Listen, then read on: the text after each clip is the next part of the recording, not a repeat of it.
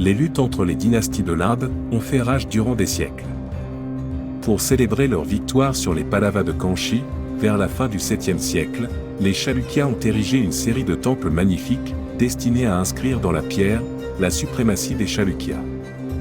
Bien que n'ayant jamais été la capitale de l'Empire, ce rôle était réservé à Badami. Pattadakal était un lieu d'une grande importance pour la dynastie, c'est pourquoi le site de Pattadakal a été choisi pour ériger ces monuments, qui perdurent jusqu'à nos jours.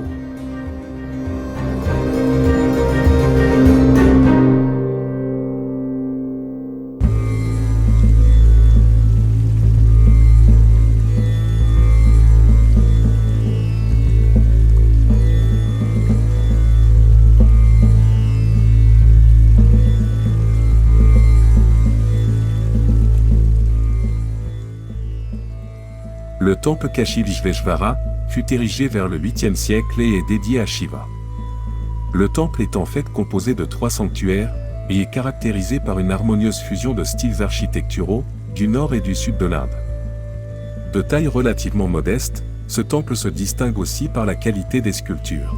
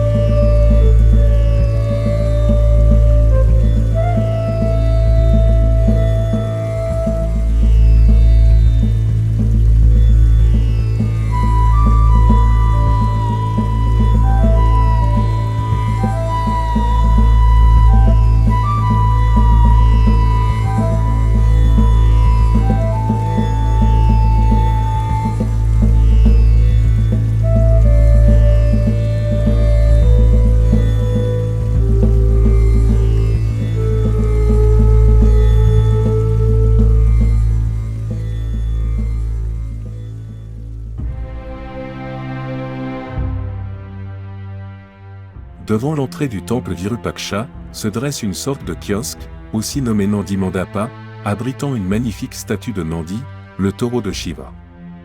Le Nandi est une figure importante de la cosmogonie hindoue, et est souvent représenté, dans, ou devant, les temples dédiés à Shiva. Celui de Pattadakal est particulièrement intéressant, à cause de la finesse et du soin apporté par le sculpteur à cette œuvre sacrée.